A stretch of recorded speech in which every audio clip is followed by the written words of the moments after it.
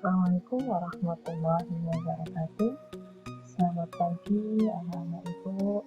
Tetap semangat walaupun kita masih juga belajar dari rumah karena kuliah ini belum berakhir. Oke, untuk materi yang kedua, pertemuan yang kedua ini kita masih bertemakan materi sistem reproduksi pada manusia. Namun pada video yang kedua kali ini kita akan lebih ke fokus ke submateri struktur dan fungsi organ reproduksi pada laki-laki.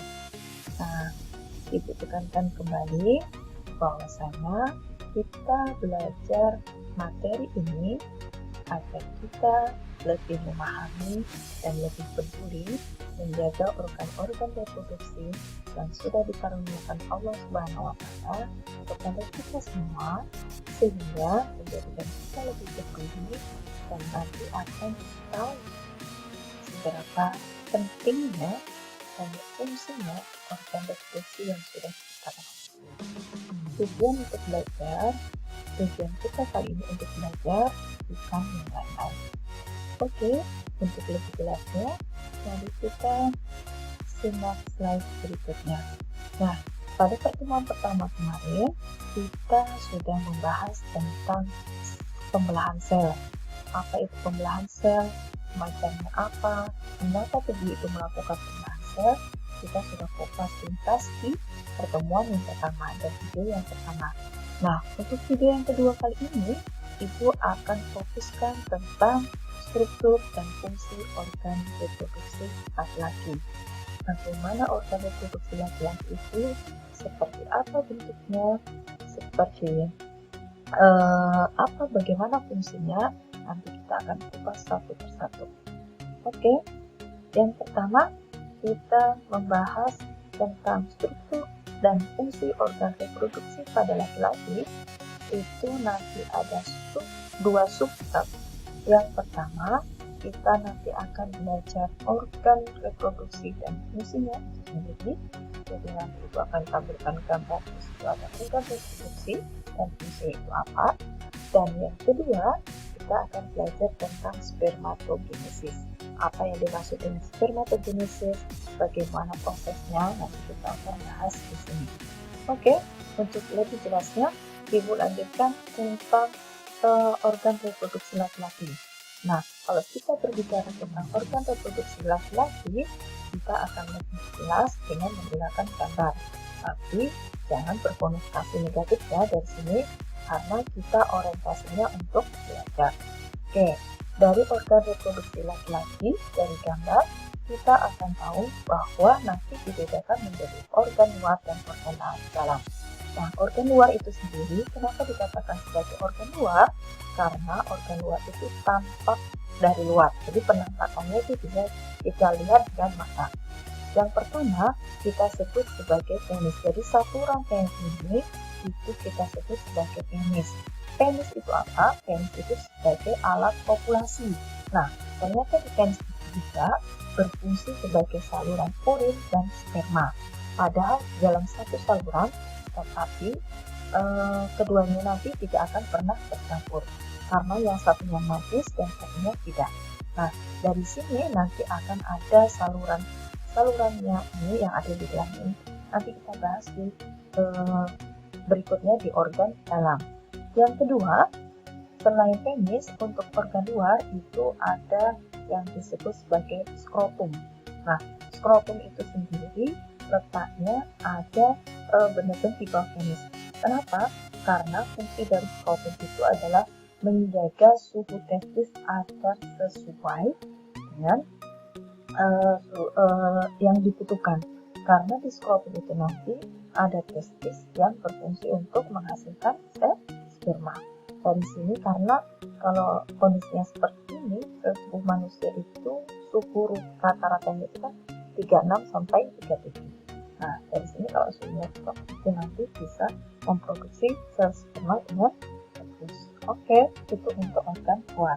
Sekarang kita akan belajar tentang struktur dan fungsi organ dalam dari sistem organ reproduksi laki-laki. Nah, di organ bagian dalam nanti kita bahas satu persatu. Yang pertama itu ada testis. Nah, kalau kita menyebutnya biasanya kita sebutkan telur. Nah, kalau laki-laki kan pasti paham, anak laki-laki pasti paham. Nah, telur itu yang normal ada sepasang. Nah, fungsinya di sini itu adalah untuk memproduksi sel sperma dan hormon testosteron. Nah, dari sini sel sperma laki-laki itu terbentuk atau terjadi itu pada saat dia masa-masa balik. Jadi tidak dengan sel telur pada wanita. Kalau laki-laki itu testisnya bisa memproduksi sel sperma itu pada masa-masa balik. Nah, kurang lebih seperti ini sel sperma. Nanti hormon testosteron itu adalah hormon atau senyawa yang dapat merangsang perubahan fisik pada laki-laki.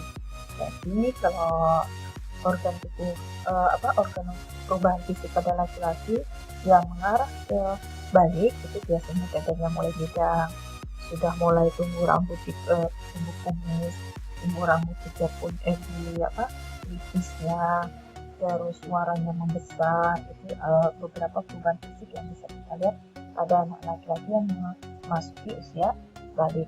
Oke, yang kedua itu ada yang disebut epididymis. Nah, seperti huruf koma ini nanti dia berfungsi sebagai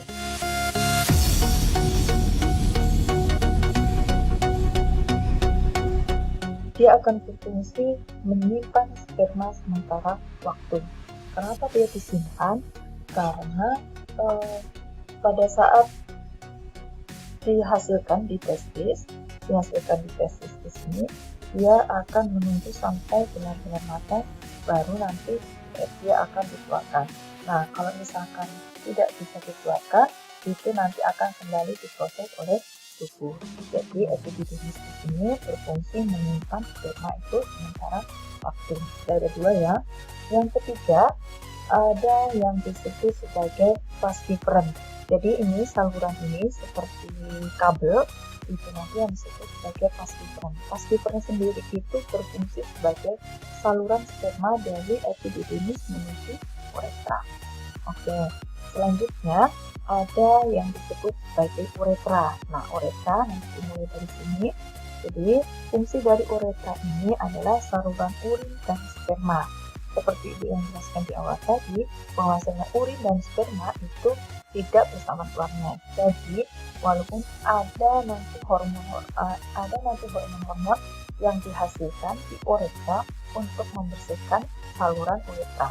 Jadi tidak akan pernah tercampur antara urin dan sperma. Oke.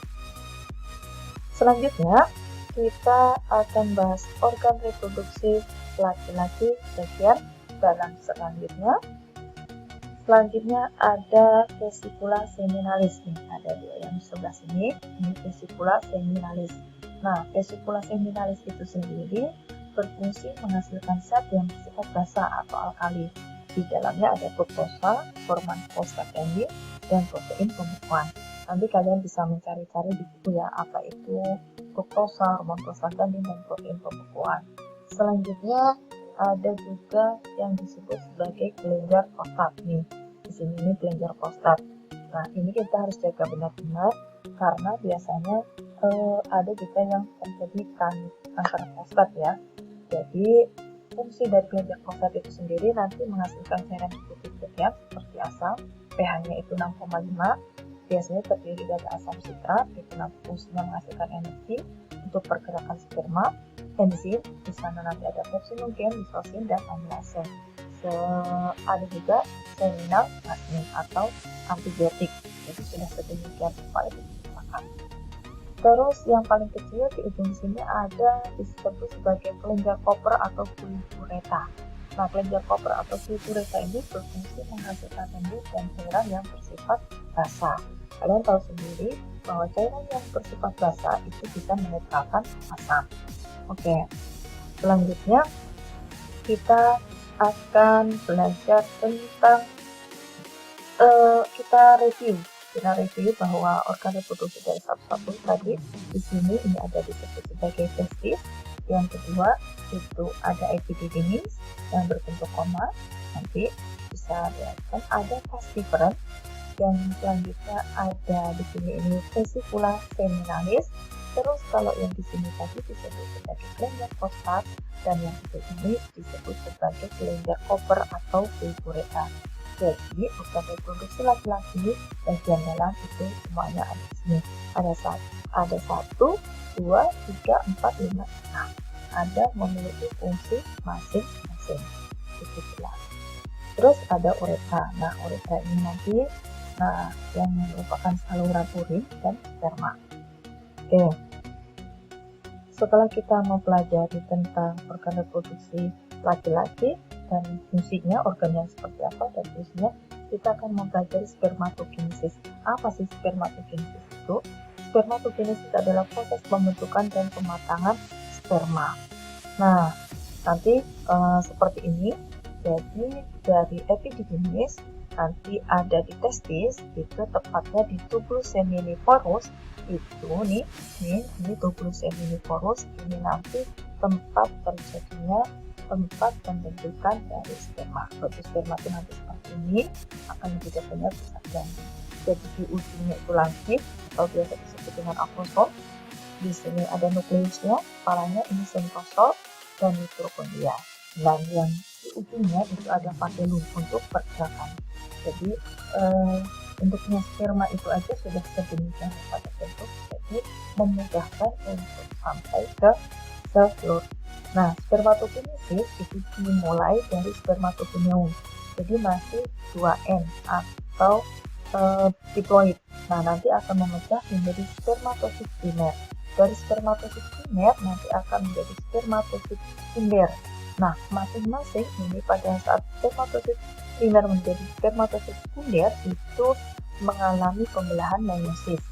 Meiosisnya terjadi 2 kali, jadi meiosis 1 dan meiosis 2. Yang di sini itu diploid dan di sini itu haploid. Dari kesemuanya ini nanti dari satu peristiwa spermatogenesis, satu spermatogenesis itu akan menghasilkan 4 sperma yang fungsional. Jadi kesemuanya nanti akan fungsional. Oke, dari sini akan lebih memahami spermatogenesis itu sendiri, apa aja, kapan terjadinya.